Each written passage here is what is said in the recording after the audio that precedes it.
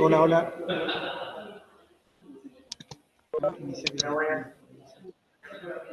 Sí, pero nos hace lo mismo que la otra vez, sale por acá el sonido. A ver. Compartir. Ahí. Pero vamos, si no, yo se lo grabo después. Yo se lo grabo después. Bueno, perdón chicos, ahí debería estar compartiendo. ¿Corroboran eso? Bueno, profe, no se ve nada. Está el chat nomás aparece. Bueno. Bueno, lo grabamos. Bueno, va a quedar grabada y después se sube toda la filmina, ¿sí? Sí, igual pueden quedarse a escuchar, obviamente. Yo voy a ir contándoles un poquito, ¿sí? Bueno, ahora sí, entonces arrancamos.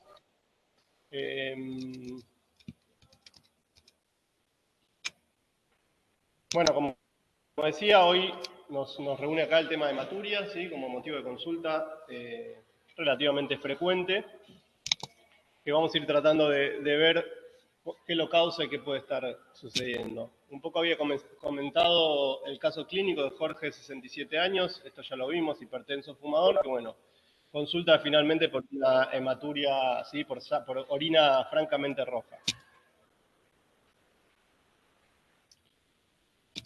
Bien, como había empezado a comentar, en una orina común no debería haber presencia de hematíes, ¿sí? Hasta 2, 3 uno podría considerar que es normal, pero en general no debería haber presencia de hematíes, hasta 5 leucocitos por campo, células epiteliales de forma escasa, ¿sí? Hasta 5 más o menos pueden aparecer, y algunos cristales aislados, pero normalmente no hay ningún elemento de la sangre presente, ¿sí? Así que ya ese dato de que la sangre esté roja, obviamente nos habla de un proceso patológico.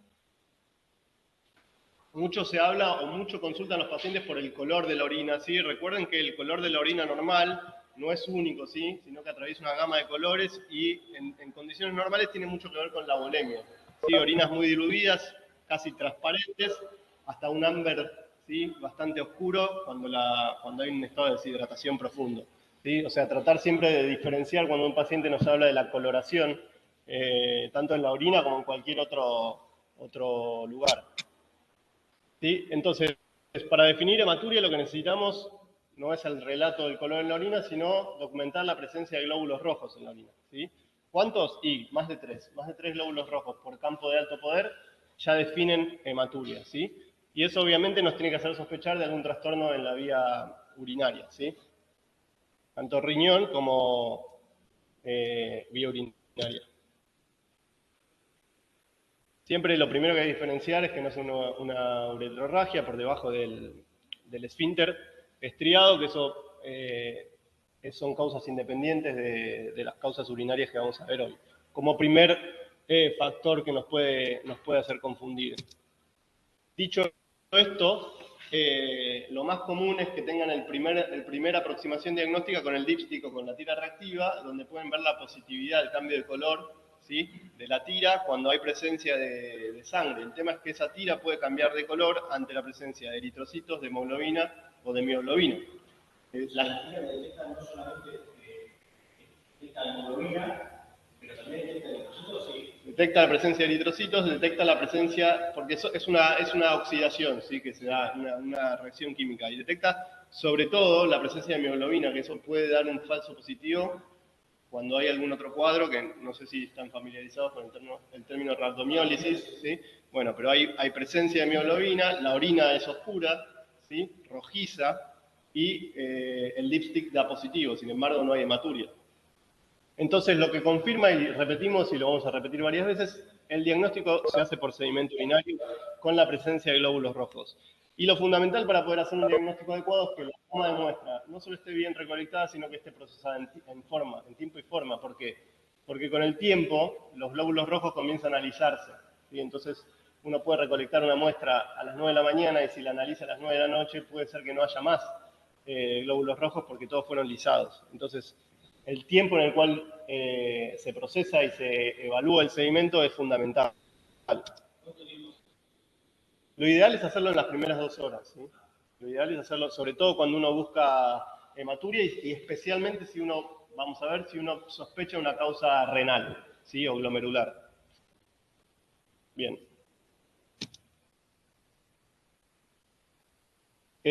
Otras cosas que pueden dar hematuria, que en realidad no es un falso positivo, porque es una hematuria real, es ¿sí?, el ejercicio intenso y la fiebre. Obviamente la menstruación no, eso siempre es algo que hay que verificar. Por eso lo que siempre hablamos, para terminar de diagnosticar hematuria, necesitamos 2 sedimentos urinarios, ¿sí?, separados en 2 muestras diferentes para que confirmen esa hematuria. Dependiendo del cuadro, uno tiene más tiempo o menos tiempo. A veces uno trata de dejar pasar una semana, a veces por ahí si el cuadro clínico amerita una resolución un poco más urgente, por lo menos hacer 2 muestras en el lapso de 24 horas como para terminar de confirmar. Bueno, ahí va a depender mucho del cuadro clínico o de lo que esté sospechando, ¿sí? Eso va a definir, pero por lo menos 2 muestras de orinas distintas vas a necesitar para poder decir que es una hematuria confirmada, ¿sí?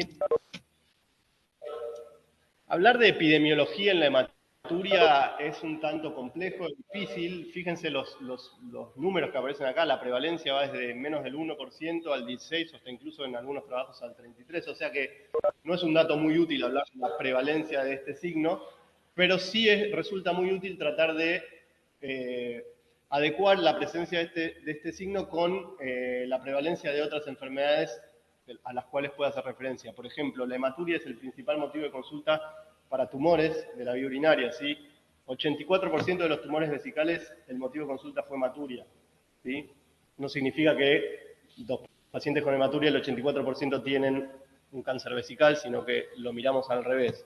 Como valor predictivo tal vez no sea tan alto, como pueden ver en la filmina, mayores de 60 años, el valor predictivo positivo para neoplasia en hombres es importante, un 22%, pero bueno, ya con menor de 60 años o mujeres pierde un poco de valor. De todas maneras, es un hallazgo que tiene que ser estudiado.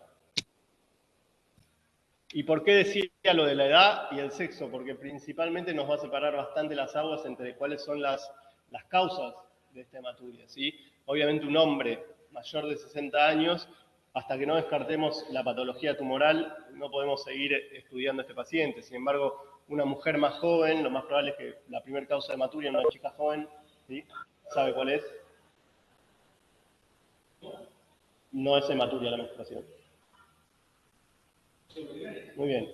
¿Sí? Una chica joven, probablemente de 20 a 40 años, lo más probable es que si tiene un episodio de hematuria, la causa más frecuente es la infección urinaria.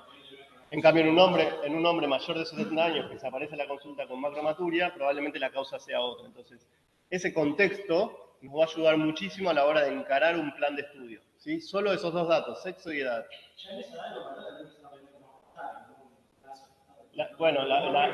Sí, lo que pasa es que estamos entrando desde hematuria. Si bien la hematuria prostática existe, no es tan frecuente como puede ser una hematuria por un tumor vesical. ¿Sí? Es decir, la hiperplasia prostática benigna es mucho más frecuente que el tumor vesical. Sin embargo, la presencia de hematuria como signo de hiperplasia prostática benigna no es tan frecuente como sí lo es. Recordá, el 84% de los tumores vesicales consultan por hematuria. ¿Sí? Bien, vamos a tratar de hacer una referencia a las clasificaciones de la hematuria para que nos podamos ordenar mentalmente a la hora de razonar un paciente que consulta por hematuria. Esencialmente hay tres maneras de clasificarlas. Algunas tienen un poco más de utilidad que otras, pero bueno, es bueno saberlas todas. Primero, el momento de aparición. La hematuria puede ser en el inicio, con respecto a la micción, ¿sí? En el inicio, hacia el final, o en toda la micción, ¿sí? A nivel clínico, en general puede ayudar, pero no es algo que lo usemos mucho, como si por ahí la cantidad de glóbulos rojos, ¿sí? Porque ya sabemos bastante que la cantidad se relaciona bastante con qué patologías podemos sospechar. La microhematuria es la hematuria que no vemos, ¿sí? Que necesitamos un microscopio para verla, y la macrohematuria es simplemente eso, hematuria que la vemos visiblemente. Y después tenemos la duración, puede ser transitoria, puede ser permanente, y cabe aclarar que dentro de las transitorias pueden ser episódicas, es decir, transitoria, pero repetida. La tengo una vez, la tengo de nuevo, dura pocos días, pero se repite. Bien, según la cantidad de glóbulos rojos, lo que dijimos, micro y macro.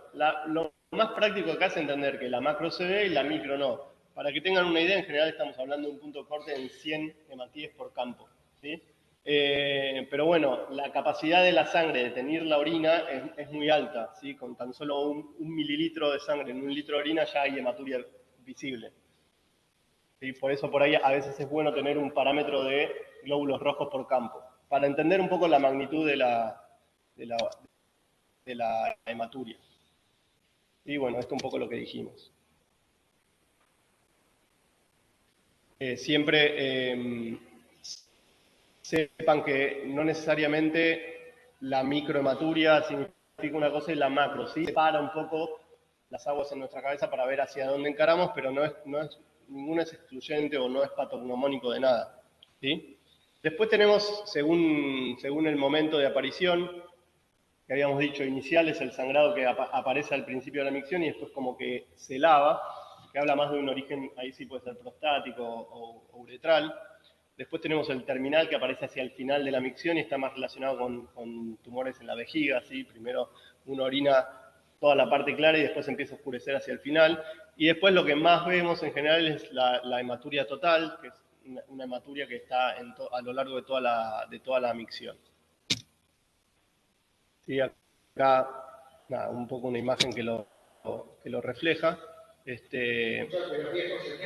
Claro, hoy en día ya por ahí no se tiene tan en consideración, que no aparece tanto, pero si aparece sí puede ser bastante subjetivo, sobre todo la inicial, ¿sí? Que habla un poco de si ese sangrado se lava, digamos, lo más probable es que el origen sea bajo. Y luego lo de la duración, lo que habíamos dicho, transitoria, a veces pueden ser por causas únicas que luego no necesariamente se van a repetir, como puede ser un traumatismo, fiebre, la instrumentación de la vía urinaria.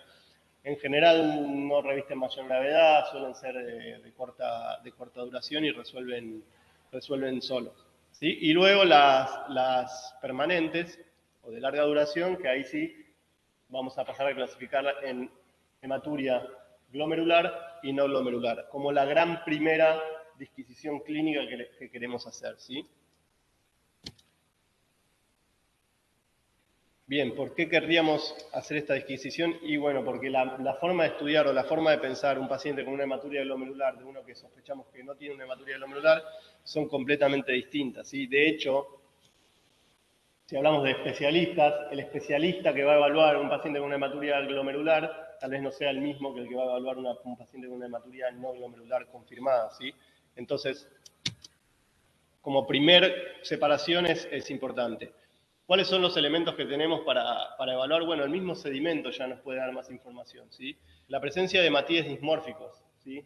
Los glóbulos rojos dismórficos hablan de lesión glomerular porque porque cuando está rota la membrana de filtración glomerular, o está dañada, y el glóbulo rojo pasa, en general pasa por un lugar muy estrecho y tiende a romperse, ¿sí? Tiende a perder la integridad de su membrana. Y entonces vemos básicamente formas alteradas en los glóbulos rojos. Necesitaríamos más o menos, va a depender un poco de dónde lo leamos, pero en general hablamos que arriba del 30% de presencia de dismórficos, ya probablemente estemos en presencia de una hematuria glomerular. Lo que pasa es que no es tan sencillo de ver, ¿sí? Y a veces necesitas la pesquisa de quien está viéndolo, y no siempre por ahí es personal muy capacitado para ver glóbulos rojos dismórficos, entonces a veces pueden no venir informados, hay que pedirlos especialmente. Entonces hay otras herramientas. La presencia de un cilindro hemático, un solo cilindro hemático, ya directamente nos indica que ese sangrado es glomerular, ¿sí? Aunque haya, también no es fácil de encontrar, pero bueno, la presencia de un cilindro hemático nos está hablando de una hematuria glomerular. Y algo que no aparece en el sedimento, pero que realmente nos puede dar una ayuda cuando el sedimento no termina de definirnos nada, es la presencia de proteinuria significativa, ¿sí? Y me atrevería a decir que incluso menos de 500 miligramos también a mí me haría sospechar que puede haber algún tipo de patología glomerular, ¿sí? Así que esos hallazgos son importantes. Acá les traje para que vean un poquito, no sé si se alcanza a ver, cómo se ve. Obviamente esto es con contraste de fase, no todos los microscopios tienen la capacidad de verlo así, pero bueno, para que ustedes vean bien. La primera foto, la A, puse glóbulos rojos isomórficos, pero a propósito puse algunos que uno podría confundir con dismórficos, pero son isomórficos, ¿sí? Por más que tengan por ahí un poco de alteración, siguen siendo isomórficos, no tienen pérdida de la integridad, ¿sí? En la foto B ya iban a ver cómo, sí, ya está completamente perdida la integridad, y en la foto C, las flechitas están marcando una célula muy característica que es el acantocito, ¿sí? El acantocito es un glóbulo rojo que tiene las dos orejitas como un Mickey, ¿sí? La presencia... si hay acantocitos necesitamos menos porcentaje para confirmar un sangrado glomerular, ¿sí? Esto, como dije, a veces uno manda la muestra al laboratorio, el laboratorio recibe miles de muestras, ve y bueno, te documentan hematuria, tantos por campo, y capaz si no vas a ver al hablar con la persona que está viendo el sedimento, o le pedís a un nefrólogo que lo vea, podés llegar a perderte mucha información. Por eso hay que empezar a usar la historia clínica, otros elementos, como para tratar de ir encauzando, ¿sí? ¿Y de qué hablamos cuando hablamos de hematuria glomerular? Bueno, en principio lo primero que se nos va a venir a la mente es la nefropatía por IgA, antiguamente llamada enfermedad de Berger. Hoy ya la nefropatía por IgA prácticamente está pasando a ser un patrón de lesión histológico que comprende varias enfermedades, ahora vamos a ver por qué. Pero bueno, como hematuria glomerular es la primera causa, ¿sí? Y después tenemos otras causas que dan hematuria, que son menos frecuentes, ambas familiares, ¿sí? La enfermedad de membrana basal delgada o membrana basal fina, ¿sí? Es una enfermedad congénita, hereditaria, donde hay un trastorno en el colágeno tipo 4, ¿sí? Que es una molécula que conforma la membrana glomerular, y en general el curso evolutivo es benigno. De hecho se llamaba hematuria familiar benigna, se le quitó ese nombre porque en un porcentaje muy, muy reducido de casos puede evolucionar hacia enfermedad renal avanzada, ¿sí? No tan frecuentemente como lo hace sí la nefritis hereditaria o la enfermedad de Alport, que es una enfermedad también congénita, que también tiene alteraciones en el colágeno tipo 4, en 2 de las cadenas. Es una enfermedad que tiene diversas transmisiones, puede ser transmitida, la mayoría se transmite por cromosoma sexual, por cromosoma X, pero después puede haber transmisión dominante o recesiva, y de acuerdo a esa transmisión va a ser la gravedad. En general, la gran mayoría evolucionan hacia enfermedad renal terminal, evolucionan con hematuria, proteinuria, se acompañan de sordera, ¿sí? O sea que es un cuadro que en general uno le diagnostica bastante temprano y es bastante característico. Pero no son las únicas enfermedades que causan hematuria, y de hecho las ponemos porque como hematuria sola al inicio de la enfermedad, por ahí son las únicas que nos podemos encontrar, pero después hay un montón de enfermedades inflamatorias, autoinmunitarias, infecciosas, a nivel glomerular, que pueden dar hematuria glomerular y que tienen un cuadro clínico más complejo. Ahora un poquito de eso vamos a ver. Con respecto a la nefropatía por IgA, tal vez les tiene que quedar esto, es la glomerulonefritis primaria más frecuente, ¿sí? Es la más prevalente. Varía mucho de acuerdo a la geografía, tal vez en Occidente no es tan prevalente como en Oriente hay un montón de nefropatía por IgA, es realmente frecuente. La fisiopatología es un poco confusa, todavía no hay mucho que sabe, pero bueno, a nivel histológico lo que hay es depósito de inmunocomplejos, ¿sí? Y de IgA principalmente, formando inmunocomplejos a nivel mesangial.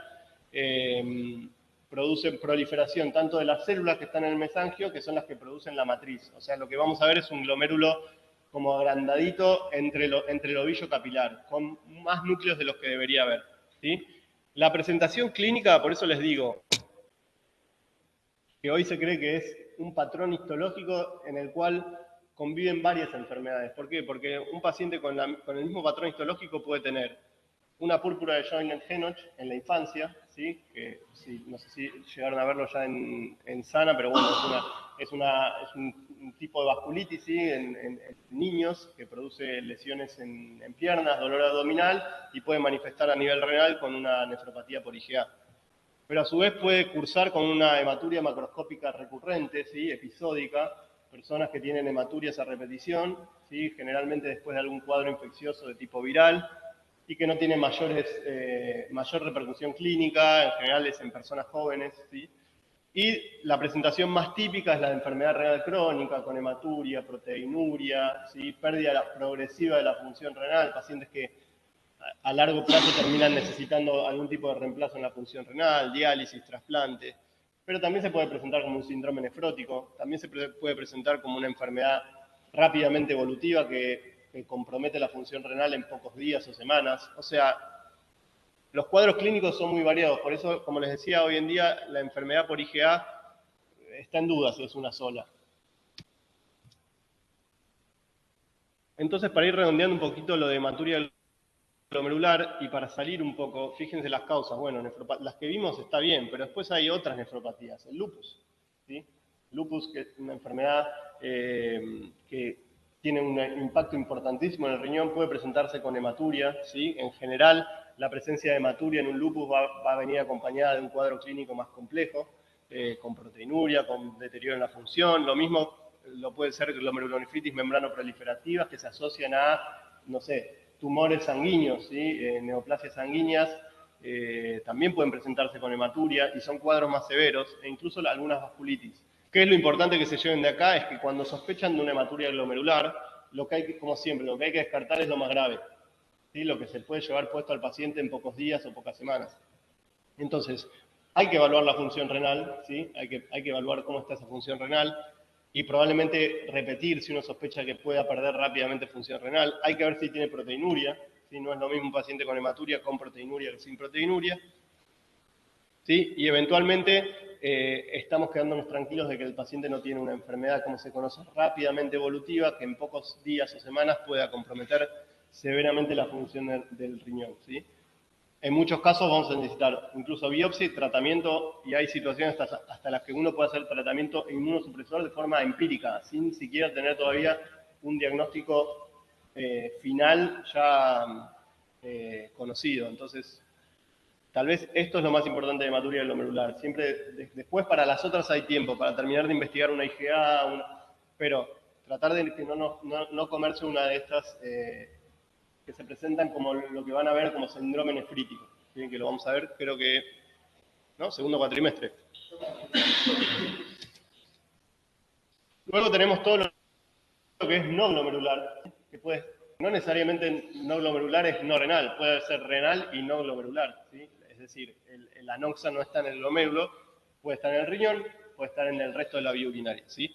En general lo que vamos a ver son hematides isomórficos, no va a tener proteinuria, o por lo menos la proteinuria no se va a deber a esa enfermedad, y no va a tener cilindros hemáticos, eso seguro. Pueden aparecer coágulos, sí o no, eso va a depender un poquito del origen. De las renales, bueno, son un montón las causas. Frecuente la poliquistosis, ¿sí? El riñón poliquístico, las infecciones, ¿sí? Una pielonefritis, una infección urinaria alta, puede cursar con hematuria. el cáncer renal, obviamente, la hipertensión arterial maligna, microangiopatías trombóticas, necrosis papilar, la malformaciones vasculares, ¿sí? o incluso un síndrome que se llama síndrome de Nutcracker, que es una malformación vascular donde la arteria renal cabalga sobre encima de la vena, ¿sí? Eso simplemente aumenta la congestión venosa en el riñón y puede producir dolor y hematuria. Y el cuadro es ese, dolor y hematuria. Dolor y hematuria. En general se ve en mujeres jóvenes. Pero bueno, vean la cantidad de causas que uno tiene que investigar cuando aparece una hematuria.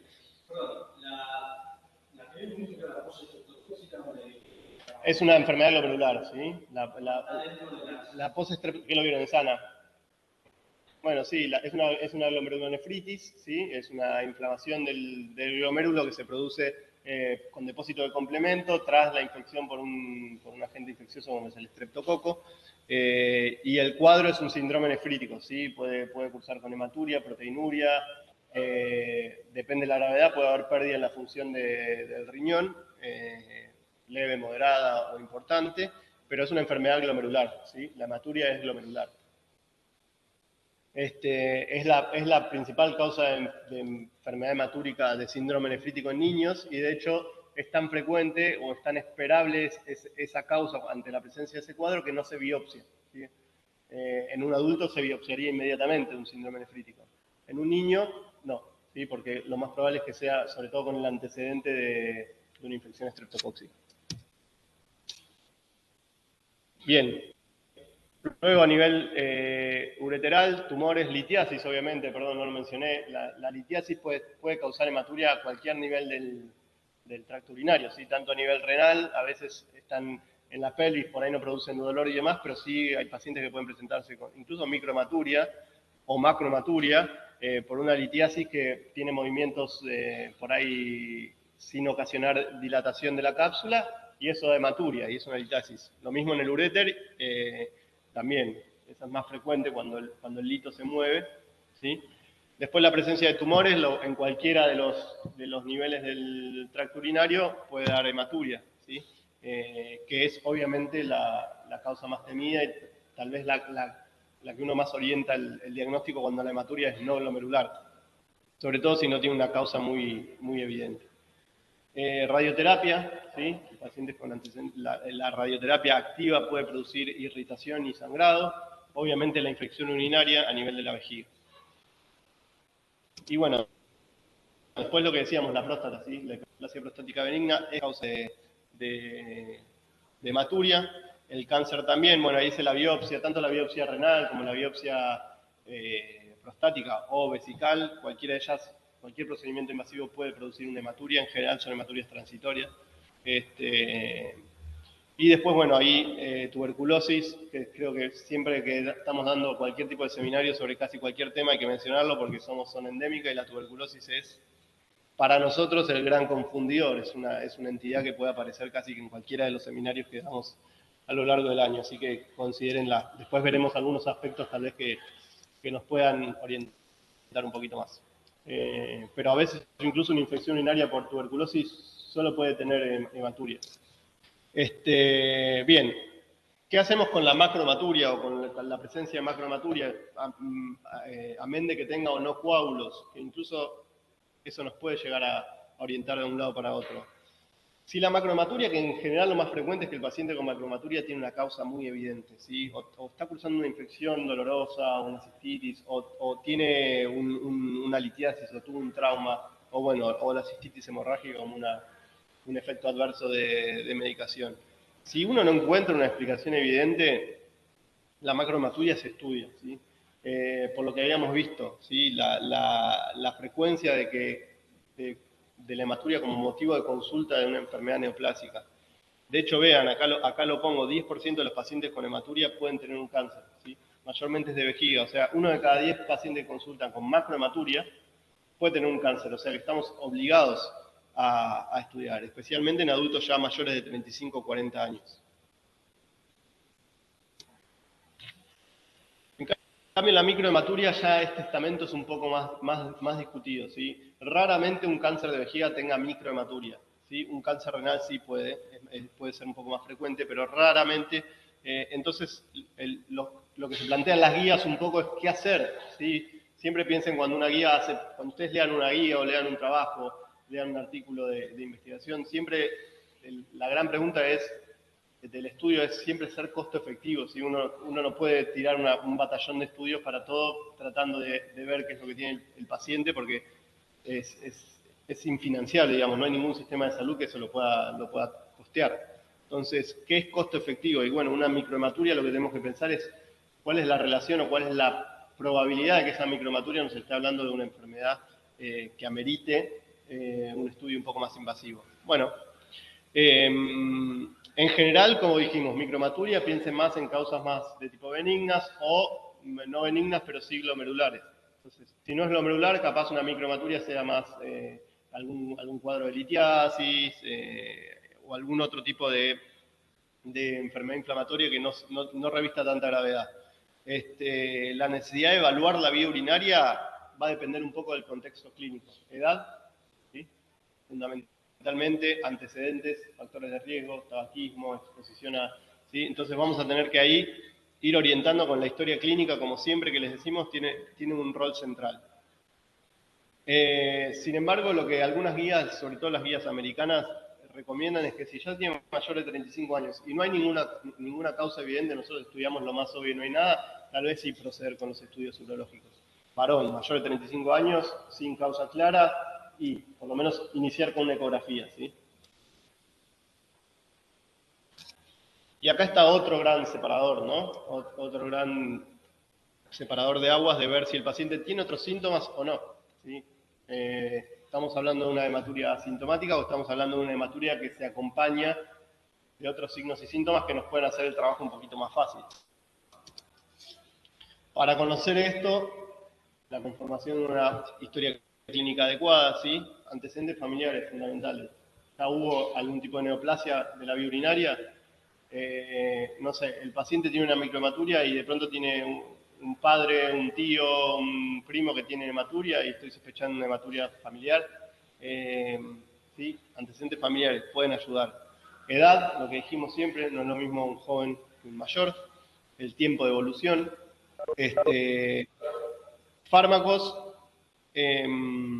acá puede ser primero por falsas hematurias, segundo por ejemplo, la ciclofosfamina, lo que les decía, la cistitis hemorrágica. Después traumatismos, alguna manipulación de la vía urinaria. Cualquier antecedente que nos pueda estar justificando la presencia de esa hematuria nos va a ayudar. Y después evaluar si, una vez que tenemos bien hecha los antecedentes, evaluar si esos antecedentes son factores de riesgo para neoplasias del tracto urinario, ¿sí? Y los vamos a ver un poco cuáles son. Y en el examen físico, ¿qué vamos a buscar? Bueno, obviamente signos vitales, presión arterial, paciente que llega con hematuria microscópica, presión arterial elevada, edemas en miembros inferiores, bueno, una cosa, ¿sí? Paciente normotenso, que 65 años, hematuria sin otra cosa, ¿sí? Paciente con macrohematuria, con coágulos, que viene con una presión normal, no paramos, le tomamos la presión está baja, otro panorama, ¿sí? Ya una sola valoración que nos puede hablar de varios tipos de pacientes distintos, ¿sí?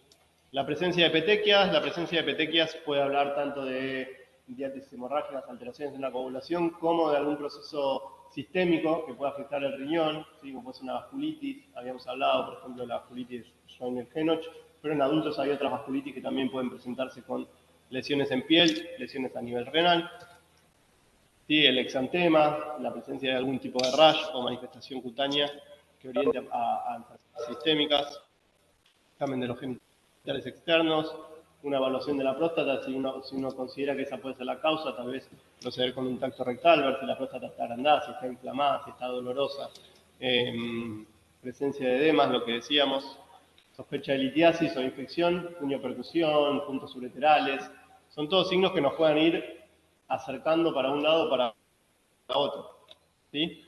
Las masas abdominales, un tumor renal que se presente como una masa, antes era más habitual, ahora ya no es tan frecuente. La verdad que palpar un tumor renal hoy en día, con el advenimiento de la ecografía y un montón de estudios, en general no se ve tanto, pero sí la poliquistosis. La poliquistosis, a veces los riñones adquieren un volumen importantísimo y son muy fácilmente palpables.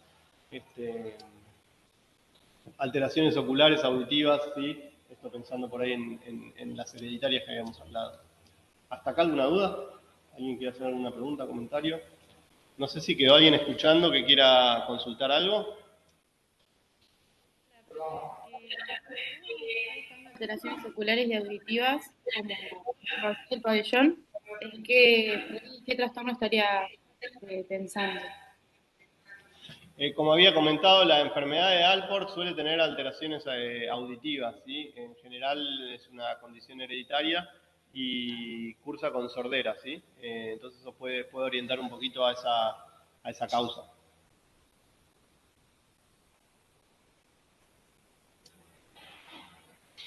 Bien.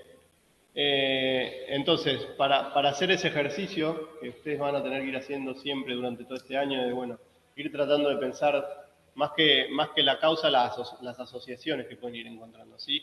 Una cistitis, lo que uno va a buscar por ahí, el dolor suprapúbico, la disuria, el tenesmo, ¿sí? Todos los síntomas urinarios. Ya si es una infección alta, tal vez el dolor lumbar, la fiebre, náuseas, vómitos, un poco más de compromiso del estado general.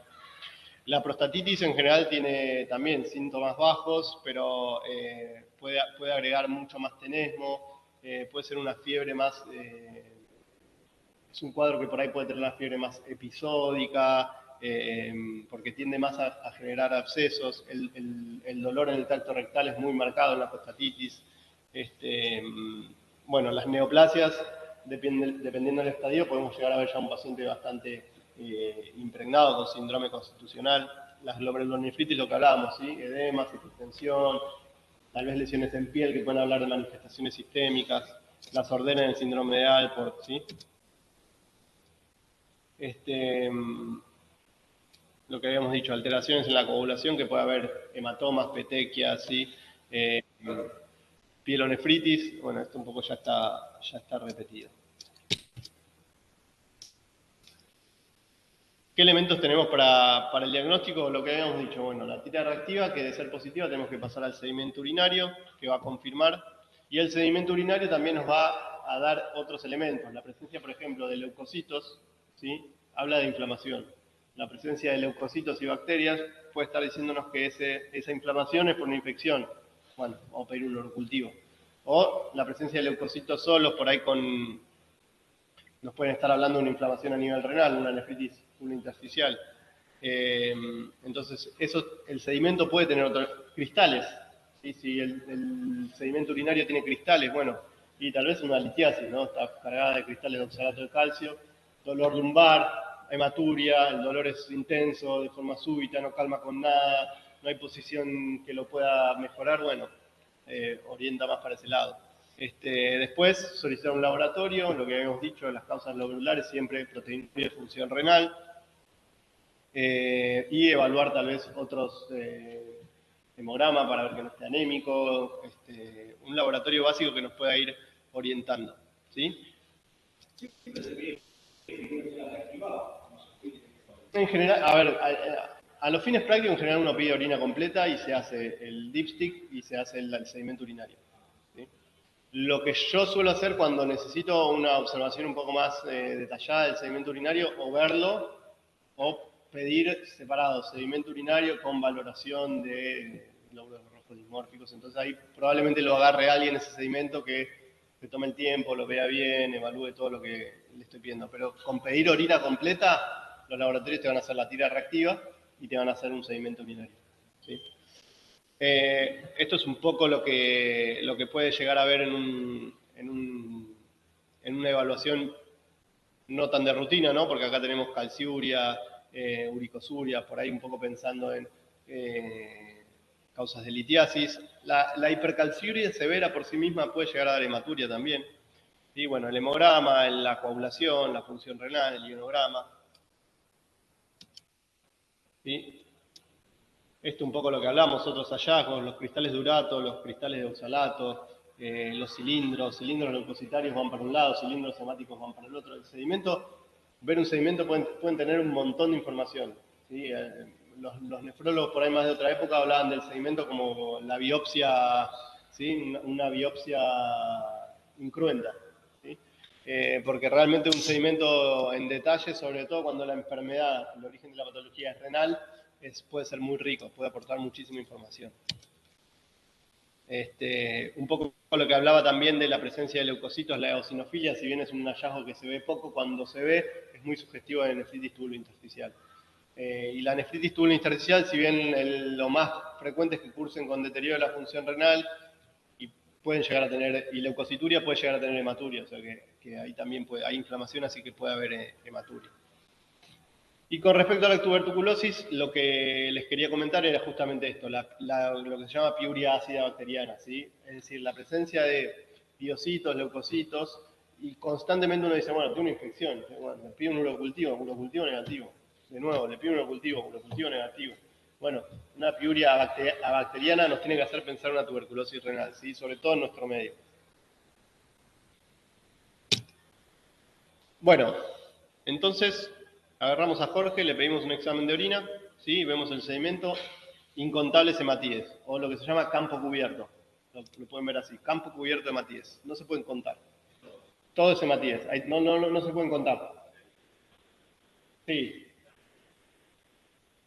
En general es compatible con macrohematuria, ¿sí? Raramente una microhematuria no te la pueden contar. Deberían poder contártelo, así sean 40, 50, 60.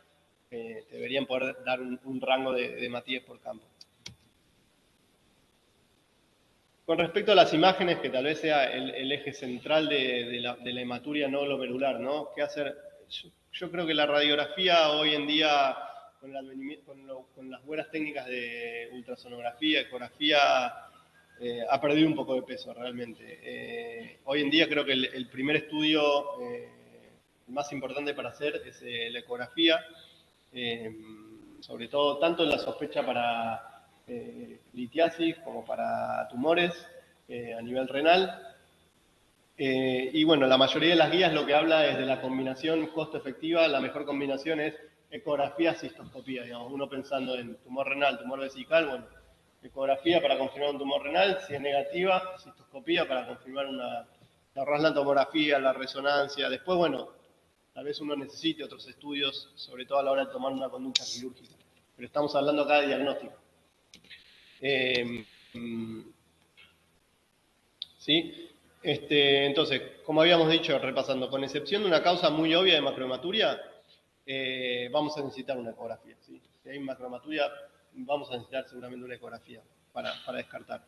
Después, una urotomografía, una resonancia, probablemente el especialista, el urólogo, la pueda llegar a necesitar en determinadas circunstancias hoy en día para determinar, por ejemplo, en un tumor renal, la magnitud de cirugía. Qué tipo de cirugía, si tengo que sacar todo el riñón, si puedo sacar solo el tumor, cuál es la relación con los vasos sanguíneos y demás. Es verdad que una ecografía, esa información no te la puede dar de forma tan precisa y tal vez se necesite. Pero en términos de diagnóstico, digamos, una ecografía te puede diagnosticar un tumor renal hasta 1 centímetro, ¿sí? Entonces, hoy en día, con los buenos equipos que hay, creo que a nivel costo efectivo la ecografía es el estudio sin duda de inicio. Si no hay nada y la sospecha es un tumor vesical, la cistoscopía, si bien es invasivo, no hay nada que pueda vencerla porque tenés 2 estudios en uno. Tenés sí, la visualización, el diagnóstico y la confirmación diagnóstica por histopatología cuando uno toma la muestra. Ahora, de nuevo lo mismo, ¿qué hacemos con la micromaturia? Si decidimos proceder hacia estudios urológicos, vamos a ir por el mismo camino, ¿sí? Es decir, mayor de 35 años, ahora vamos a ver, con alto riesgo o intermedio de riesgo para alguna neoplasia urinaria que queremos estudiar, vamos a ir por el mismo camino, ¿sí? Seguramente ecografía, cistoscopía sea lo más recomendable. Obviamente sin que haya una causa, sí, no van a ir a hacer una cistoscopía a un paciente que tiene una nefropatía por IgA, que sospechamos una nefropatía lúpica o que tiene una litiasis, ¿sí? Siempre que no tengamos una causa. ¿Cómo estratificamos el riesgo o digamos, cuáles son los factores de riesgo que podríamos considerar y que podríamos recabar en la historia clínica, ¿sí? Para que sea de riesgo bajo, tiene que cumplir todo, ¿sí? Todos los criterios. Tiene que ser, si es hombre, menor de 40, si es mujer, menor de 50. No tiene que haber fumado, y si fumó, la carga tabáquica tiene que ser baja, menor a 10 paquíes. Un sedimento urinario con una microhematuria, no más de 10 glóbulos rojos por campo, y sin otros factores de riesgo para cáncer urotelial, que ahora los vamos a repasar. Riesgo intermedio, con uno solo sube de riesgo bajo a riesgo intermedio, ¿sí? Que es básicamente un poco más de edad, un poco más de carga tabáquica, un poco más de hematuria, y la presencia de algún factor de riesgo. Y el riesgo alto ya es tabaquista pesado, mayor de 60 años, una hematuria más importante, ¿sí? O la presencia directamente de hematuria macroscópica o el antecedente. Y los factores de riesgo que uno puede ir recabando cuando hace la anamnesis y la historia clínica, ¿sí? Es que tenga síntomas, que tenga o haya tenido síntomas irritativos en la vía urinaria, que haya tenido alguna vez alguna radioterapia en la pelvis, ¿sí? Que haya hecho tratamiento quimioterápico con ciclofosfamida o ifosfamida.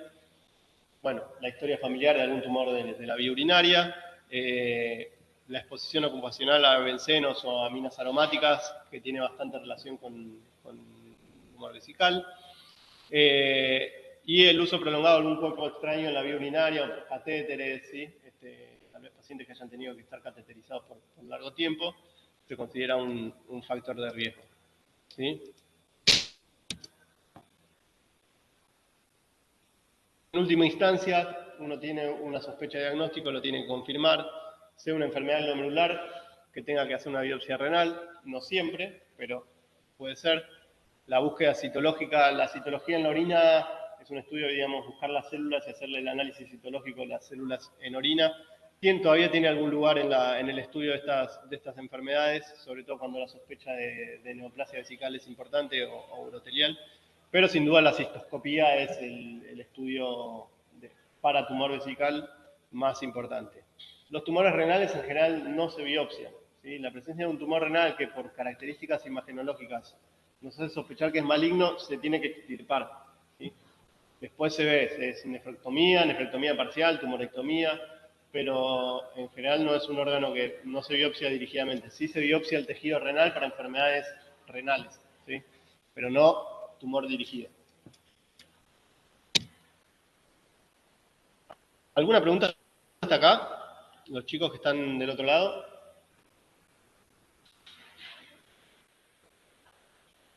Bueno, no sé si hay gente o no hay preguntas. Chicos, ¿ustedes alguna pregunta?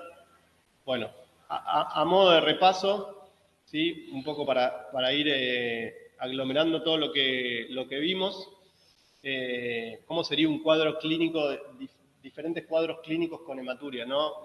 Una hematuria por un tumor renal, esa es la tríada clásica que yo creo que hoy día la masa abdominal por un tumor renal realmente, lo que más van a ver es que viene un paciente que se hizo una ecografía porque un día le dolía el abdomen y no tenía nada que ver y de pronto le vienen los riñones y tiene un tumor renal. Hoy en día probablemente eso sea la forma de diagnóstico, no la más frecuente, pero muy frecuente, un hallazgo en una imagen. Y hoy en día probablemente por eso la tasa de curación del cáncer renal sea mucho más alta. En general en esos estadios iniciales se cura con la resección tumoral. Pero bueno, un 16% pueden tener esa tríada clásica, ¿sí? Hematuria, dolor lumbar, masa abdominal. Después, tumores del tracto urinario superior en general son bastante vascularizados, o sea que la hematuria es frecuente, son intensas, puede hasta incluso tener coágulos, ¿sí? Las hematurias con coágulos no son frecuentes, pero cuando están, hablan de un proceso probablemente neoplásico, digamos, si tiene ese tenor de hematuria. Y pueden provocar como complicación obstrucción de la vía urinaria. La obstrucción de la vía urinaria por coágulos puede dar una retención aguda de orina. La retención aguda de orina puede, por presión hacia atrás, deteriorar la función de los riñones, ¿sí? Entonces necesita ser resuelto. Un cuadro de un tumor vesical, en general una hematuria macroscópica, ¿sí? En general es asintomático, lo primero que lo lleva a la consulta es la hematuria, que es variable, ¿sí? La prostática, lo que dijimos, es característico que sea al inicio de la micción. No es una hematuria muy abundante, puede ser macro, también puede ser micro, y se acompaña de todas las características sintomatológicas del prostatismo, ¿sí?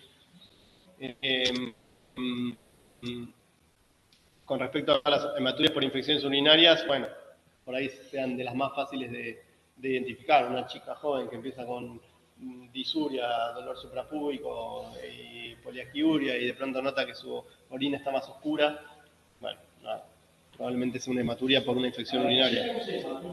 Un tumor vesical, No, puede estar, puede ser el primer síntoma de la hematuria, tranquilamente. No, en estadios tempranos, sin ni siquiera tener gran expansión en la... No, eso va a depender de la vascularización del tumor. Y no necesariamente está hablando de un tumor que ya está expandido, que está metastasizado, que tiene compromiso. No. La hematuria es por el tumor, sí, por el tumor. No, bueno, a ver, son propios, son de él. Nada, bueno, pero la ilusión, el tumor que induce los vasos.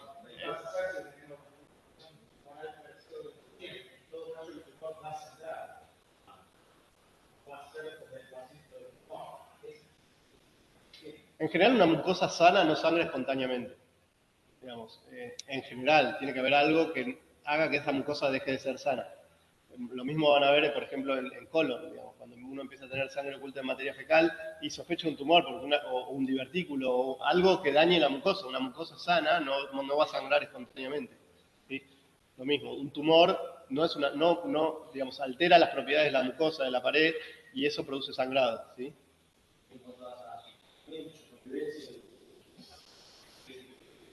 Y hoy te debo un poco los datos más actualizados. En general, hay tratamientos farmacológicos, quirúrgicos que tienen buenos resultados, pero yo imagino que el tumor vesical es un tumor bastante agresivo y va a depender un poco del momento en el que lo diagnostiques.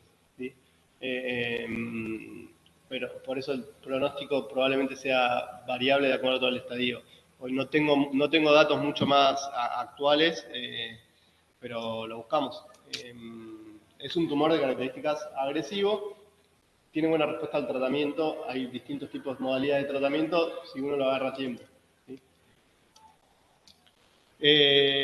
Litiasis, la hematuria por litiasis, recuerden, no necesariamente la hematuria por litiasis tiene que ser en el cuadro de cólico renal, puede ser en un paciente litiásico crónico que tiene un lito en el riñón, no está con un cuadro cólico agudo, pero por ahí tiene una hematuria persistente o una microhematuria persistente.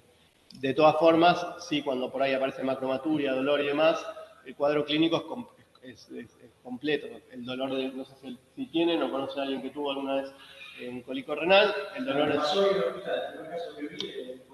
Bueno. ¿Y cómo era el dolor? La hematuria, sí, el dolor que tuvo, y después que empezó, ella fue por dolor, lo que tuvo fue dolor. Y le tuvimos que hospital después, 8 días vomitando, etc. Ah, bueno, acá comentaba el compañero que vio hoy lo viste, hoy vi un caso de un cólico renal y destacaba justamente eso, el dolor, la intensidad del dolor es algo muy característico. No relataba hematuria este paciente.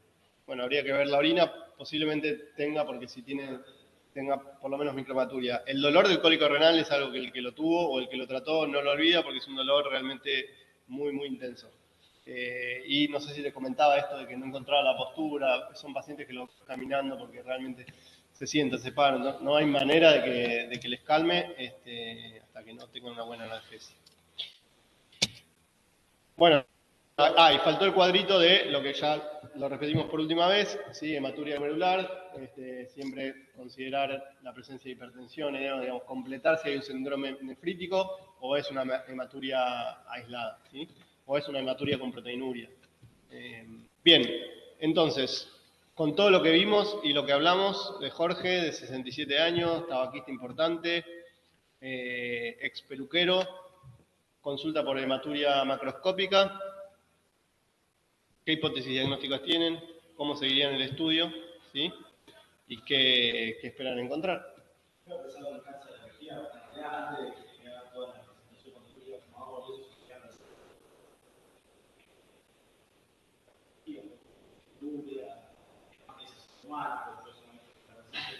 en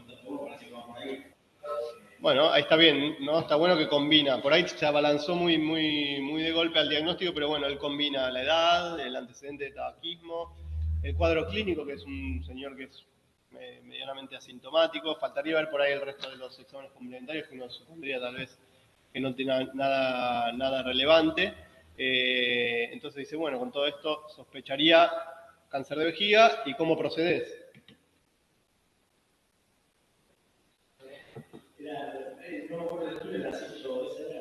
Está bien. Sería el estudio de elección de la cistoscopía, ¿sí? Entonces, uno igual primero haría una ecografía renal, porque nada, es un estudio mucho menos invasivo. Uno puede hacer una ecografía vesical, ¿sí? Y hay tumores que se ven por ecografía, ¿sí? Una ecografía bien... ¿Sí? Sí. Sí. Sí. Bueno, chicos, por el otro lado, ¿algún comentario, alguna consulta? ¿Alguien que pensó alguna otra cosa? Si no, ya vamos cerrando. Profe, yo tengo una pregunta. Diga. El hecho de que sea peluquero, que tenga algo que ver con las tinturas, ¿puede ser? Bueno, algunas de las tinturas, yo no sé de tinturas hoy en día, pero sé que en su momento había con anilinas, ¿no? Tenían... Supongo que, pero bueno, sí, hoy está jubilado, capaz en sus años de peluquero utilizaban esas tinturas que eran un poquito más tóxicas, que tienen algún tipo de relación con el cáncer de vejiga, ¿sí? Lo habíamos dicho, los bencenos y las aminas aromáticas. Bueno, no dejé mail, me parece, pero bueno, cualquier duda, si no en el campus o... ¿Eh? Bueno, chicos, muchas gracias.